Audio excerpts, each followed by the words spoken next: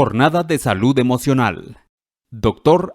Abel Lerma Talamantes, psicólogo por la FES Iztacala, maestría y doctorado en Ciencias de la Salud en el campo de la epidemiología clínica, egresado del posgrado de la Facultad de Medicina de la UNAM. Sus principales líneas de investigación incluyen evaluación, diagnóstico y tratamiento de la depresión y la ansiedad en pacientes con enfermedades crónicas, miembro reconocido por el CONACYT en 3 núcleos académicos de posgrado y un cuerpo académico de investigación en el Instituto de Ciencias de la Salud, ICSA, más de 10 tesis de posgrado dirigidas y titulados y más de 20 artículos científicos en revistas indexadas internacionales.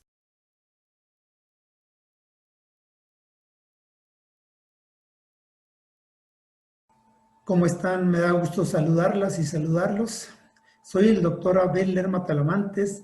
Yo soy el responsable de la Clínica de Atención Psicológica en el Instituto de Ciencias de la Salud en Pachuca. Hoy les platicaré sobre un tema que es muy trascendental, muy importante, y ¿por qué no? Claro que sí, porque se habla de la elección de carrera o elección de profesión, del cual les hablaré esta vez. Permítanme compartir una presentación con ustedes. ¿Por qué no empezamos a hablar de necesidades básicas, aspectos socioeconómicos y cómo elegir una carrera? Resulta que en este momento de tu vida te encuentras al final del periodo de tu desarrollo. En general ya estás acercándote al inicio de tu edad adulta, donde vas a tener que integrarte a la comunidad, lo cual significa que estás pensando estudiar una profesión y ganarte la vida de alguna manera, de una manera profesional.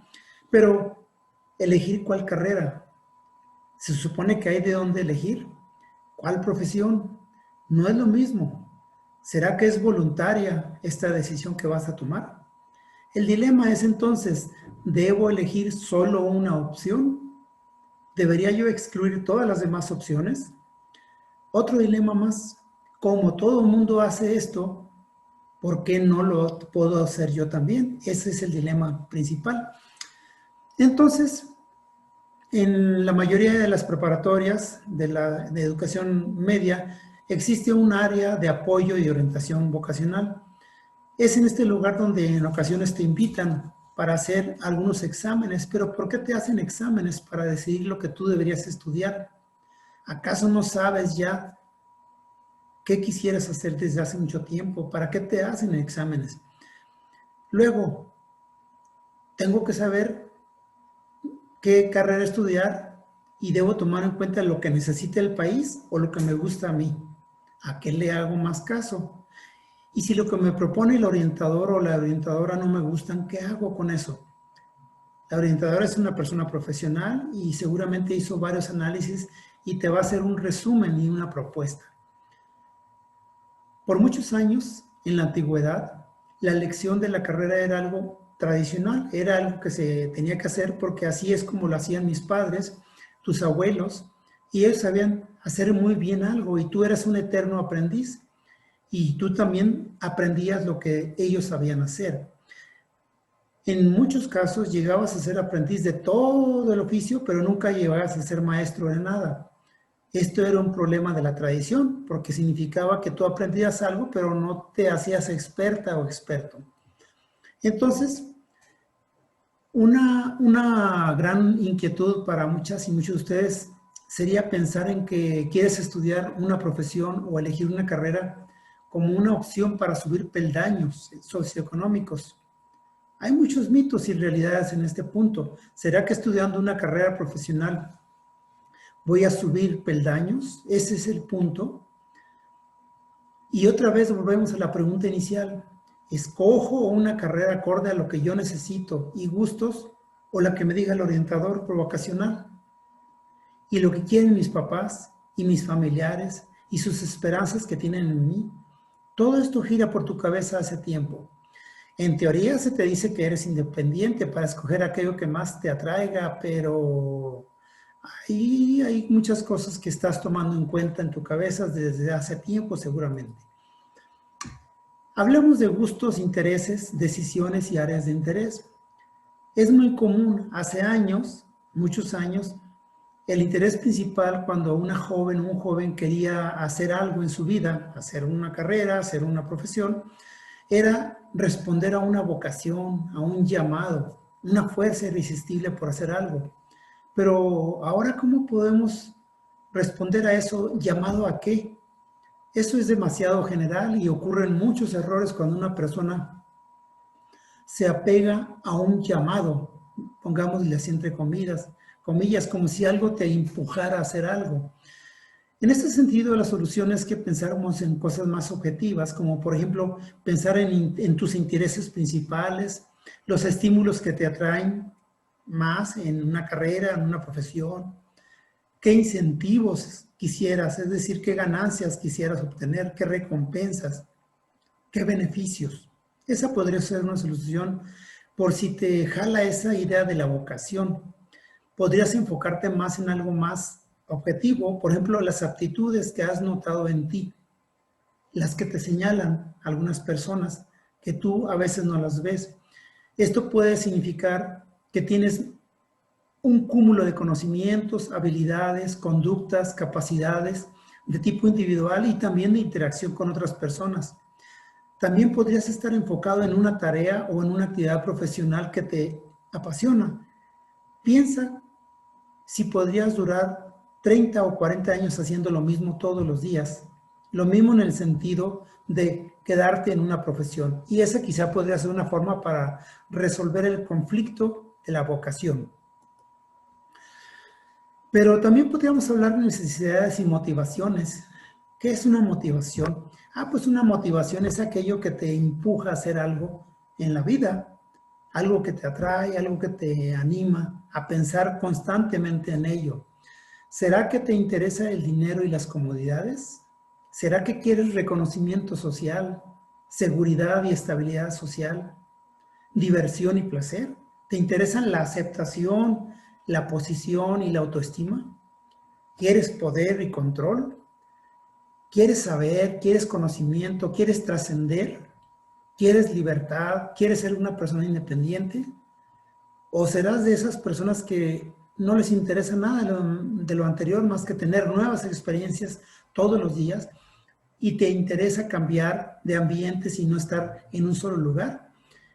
Quizá algunas de estas preguntas ya te las respondiste y otras no, que sería importante que las exploraras de manera firme y sincera dentro de ti.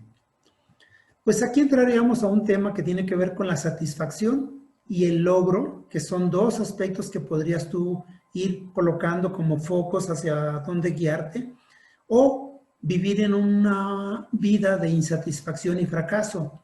Estos dos términos, en cada uno de los dos lados, no te son ajenos porque ya los has experimentado en tu vida común y diaria, donde obviamente tú quieres vivir una vida de satisfacción y logro, pero no necesariamente una persona que dice que vive satisfecha y con logros también es feliz.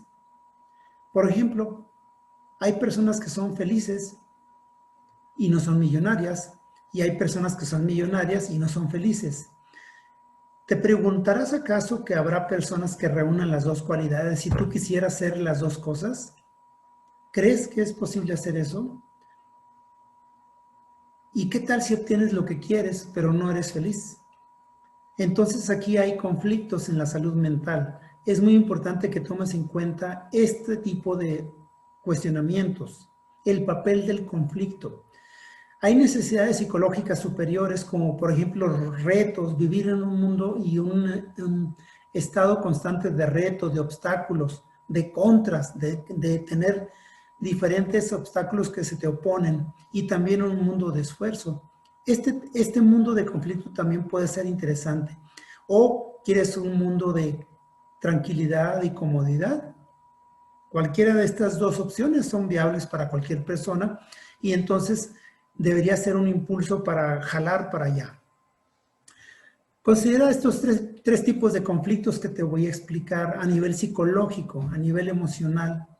Fíjate que hay un conflicto que se llama acercamiento, cuando escoges una carrera. Resulta que tienes dos carreras o más y todas se atraen por igual. Las quisieras estudiar todas. Este tipo de conflicto es duro y difícil de superar, porque entonces empieza la confusión. ¿A qué le hago caso si todo me gusta? Y tenemos el conflicto acercamiento-evitación, donde la misma carrera me atrae, pero la misma carrera la rechazo. Le encuentro virtudes y bondades, pero le encuentro defectos.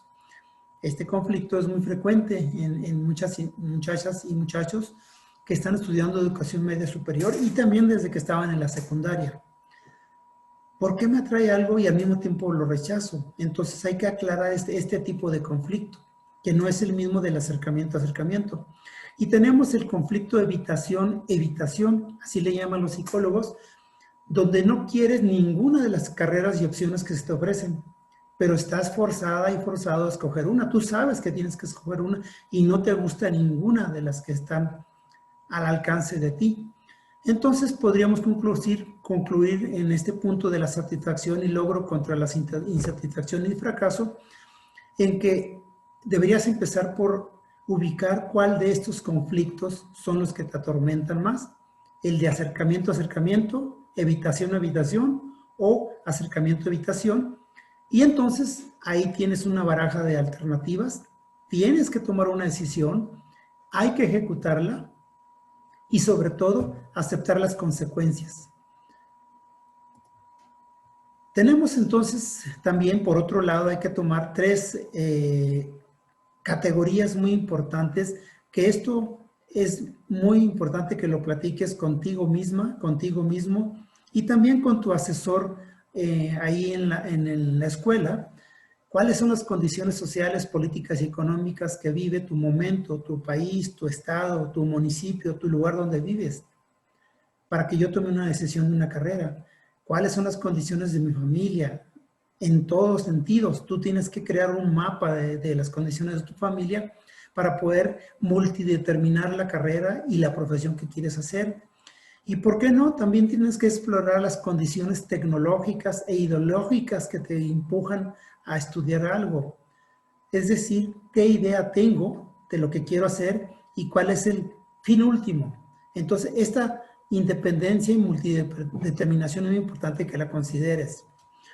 También te quiero decir que la dependencia emocional, que es un concepto psicológico, es un concepto de tipo psicoemocional, es algo que se aprende. Esto que tú tienes, eso que tú vives como dependencia o independencia emocional, depende de lo que estemos hablando, lo aprendiste viéndolo, lo aprendiste viviéndolo y lo estás aprendiendo constantemente. Pero, ¿cómo se aprende a ser dependiente emocional? Una persona dependiente emocional es una persona insegura, infeliz, que tiene constantes periodos de tristeza, de depresión, de incomodidad consigo mismo, de agitación, porque se da cuenta que está tomando decisiones no por sí misma, sino por diferentes aspectos que parecen como empujarla y empujarlo a tomar decisiones que no les gustan. ¿Cómo se aprenden? Pues fíjate que la dependencia emocional, tanto de las personas como de las instituciones, y en este caso a la hora de tomar una carrera, decidir una carrera, empieza por los hábitos más sencillos que haces todos los días. Por ejemplo, si eres una persona que tiende a aislarse, ese es un hábito pernicioso, un hábito que no te ayuda a ser independiente. Si tú te aíslas, dependes, dices nada más de ti, pero también no aprendes de la experiencia de las demás personas y no enriqueces tus decisiones. También si eres una persona que tiende a hablar poco, que casi no se expresa, ese es un hábito que te va a ir conduciendo a la dependencia emocional para tomar decisiones, en este caso de carreras. Porque si hablas, las personas van a saber qué piensas. Nadie va a adivinar tu pensamiento solamente con poner una cara y decir, esto no me gusta o no me gusta, pero no hablar más allá. También puede ser que constantemente como un hábito te digas a ti misma, es que yo no puedo, yo no voy a ser capaz, yo soy un inútil, yo nunca podría hacer lo que quiero. Esos son hábitos que es donde empieza la dependencia emocional. Cuando tú repites mucho sus hábitos todos los días, a todas horas, en diferentes situaciones, por mucho tiempo, ¿qué pasa luego? Pues se forman los rasgos, que significan como si fueran las características de una persona. Como una persona se está diciendo eso, está haciendo esos hábitos todos los días, ahora la persona entonces se forma una idea de sí misma. A eso se le llama autoestima. Es una percepción baja de autoestima. Y eso te hace dependiente emocional de las personas, porque tú no vales, no cuentas y entonces necesitas de los demás para tomar una decisión como una carrera. También si eres una persona cuyo rasgo es que andas buscando la atención y la atención de las demás personas, entonces eso es un rasgo que ha venido a partir de los hábitos que estás ejerciendo todos los días. También hay personas que tienden a la soledad, que tienen miedo a estar solas o al abandono, sienten que las pueden dejar solas, y esto es un rasgo que se va formando en las personas dependientes emocionales. Por otro lado, hay personas que se apegan a la seguridad y a la protección, prefieren no salir de su círculo, porque piensan que ahí es donde se van a hacer felices, se van a realizar y no se atreven a tomar riesgos. El apego a la seguridad o protección es positiva, pero también tienes que explorar, tienes que salir, tienes que arriesgar. Las personas dependientes emocionales prefieren estar encerradas en su nicho y no buscan arriesgar. También hay una percepción de autoeficacia baja. ¿Qué es eso de autoeficacia? Pues significa que la persona se percibe como una persona que no tiene capacidades para triunfar y para escoger y para ser independiente. Fíjate que las personas que idealizan a los demás, que los ponen así como en un nicho, o a las parejas o a los amigos, son personas dependientes emocionales. Están buscando el ideal en alguien y es como su punto de referencia, y si eso falla o si eso se me va, yo también dejo de ser como persona, entonces dejo de ser una persona que vale por sí misma. Y por último, si eres una persona que abandona frecuentemente los planes que inicias, ese es un síntoma también de que hay que tomar en cuenta, porque es un rasgo, una característica que tienes que cuidar. ¿Qué características son de alarmar? Yo ahorita ya casi dirigiéndome al final de esta plática, charla, ¿qué cosas son las que deberías observar en ti para determinar qué tan dependiente emocionalmente y que esto podría impactar en la elección de carrera? Por ejemplo, si tienes una necesidad excesiva de tomar en cuenta la opinión de los demás, nunca tomas una decisión por ti y ahí te arriesgas. Siempre le andas preguntando a las demás personas, ¿qué harías tú? ¿Y tú cómo le harías? Esto es una característica que sí deberías observar y trabajar en tu área psicológica de tu universidad y preguntar sobre esto. También, fíjate que si deseas ser como el único, la única para los demás, que cuando te paras frente a ellos quieres toda su atención y que no miren para otro lado, esta es una característica clara de dependencia emocional, aunque no parezca eso. Por otro lado, si antepones la opinión de las otras personas, siempre de una persona en tu vida para tomar decisiones, este es un claro síntoma que hay que controlar y hay que tratar con un asesor y asesora psicológico. Fíjate que hay personas que no pueden tomar una decisión mínima o grande si no van y le preguntan a una persona única. Por cierto, puedes preguntarle a varias y eso es positivo, pero si nada más vas y buscas a una, eso es un síntoma claro de que hay que alarmarse, de dependencia emocional que te va a afectar en la elección de tu carrera. Y por otro lado, esto de idealizar las carreras profesionales porque te las dijo mamá, papá, un tío, un abuelito, tu amigo, el profesor, la maestra, las idealizas y piensas que esa es la única opción. Es como si te metieras en un túnel. Esa es una característica de alarma de que eres una persona dependiente emocional y que hay que trabajarla en un consultorio profesional de psicología. Todas estas que estoy mencionando. ¿Qué otras hay? ¿Qué otras características te sugiero que explores en ti misma, en ti mismo? Por ejemplo, hay personas que están dispuestas hasta la humillación, a la subordinación y a la sumisión con tal de obtener acceso a una carrera. Están dispuestos a que ocurra lo que sea con tal de que entrar a esa carrera que creen que es la única opción. Esto es un síntoma de dependencia emocional, que es una visión muy obtusa y muy cerrada, que hay que controlar y hay que trabajar. Si tú has tenido historia previa de malas decisiones en diferentes situaciones, todos tenemos malas decisiones, pero si tu historia está cargada de esto es un síntoma, es una característica que hay que tomar en cuenta, que debes trabajar para tomar una mejor decisión al escoger una carrera. Hay personas que tienen mucho miedo si no tienen el éxito o si no entran a una carrera. Piensan que si no entran a medicina, o si no entran a ingeniería, o si no entran a psicología, o si no entran a enfermería, o si no entran a tal carrera, eso es como si se les cayera el universo encima. Este es un síntoma claro de dependencia emocional que puede afectar la mejor elección de carrera o de profesión.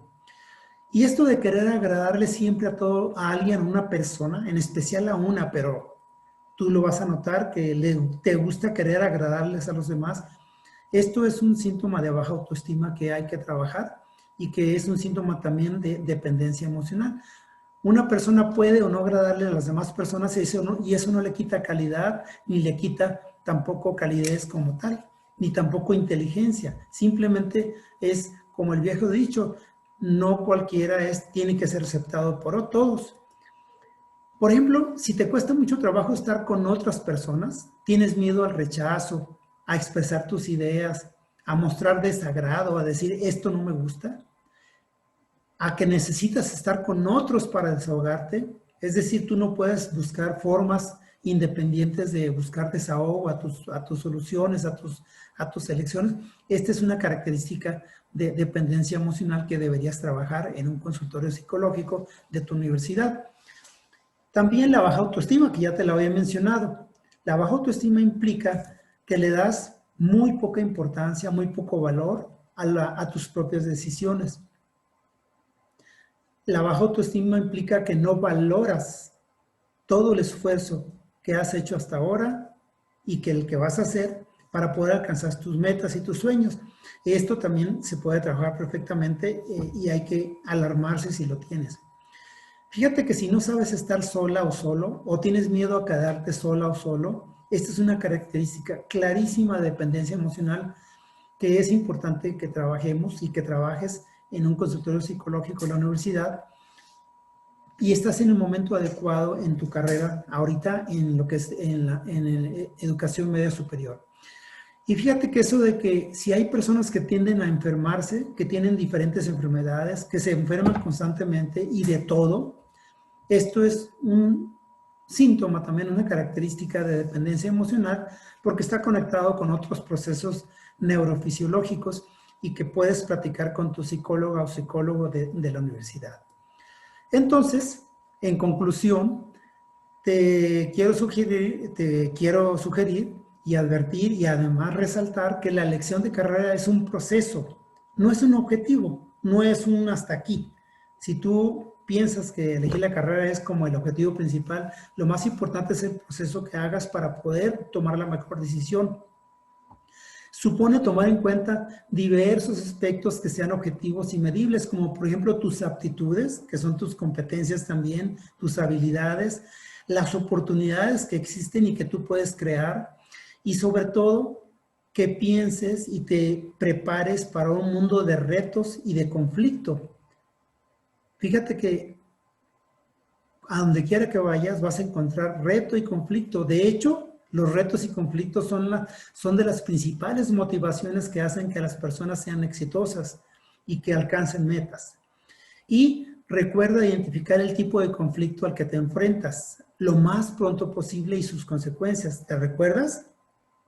Acercamiento, acercamiento, evitación, evitación y evitación, acercamiento, donde tienes la elección de carrera como objetivo y la idea es que identifiques cuál es el principal y entonces con esto puedas tú tomar la mejor elección.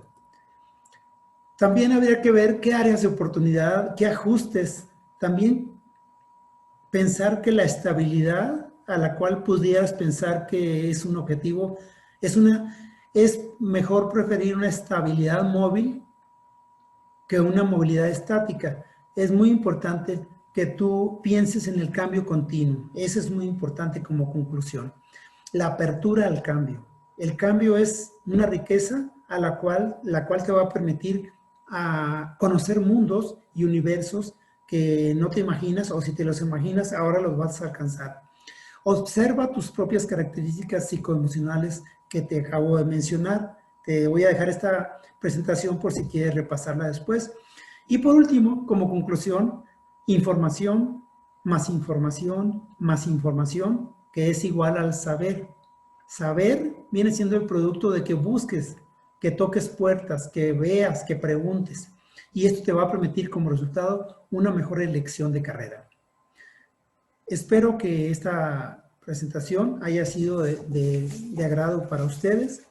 Al final voy a dejarles mi correo por si quieren escribir en alguna ocasión. Agradezco a las autoridades por haberme invitado a participar en esta breve charla y por supuesto les agradezco a ustedes por la fineza de su atención. Espero que les sea de utilidad y hasta pronto.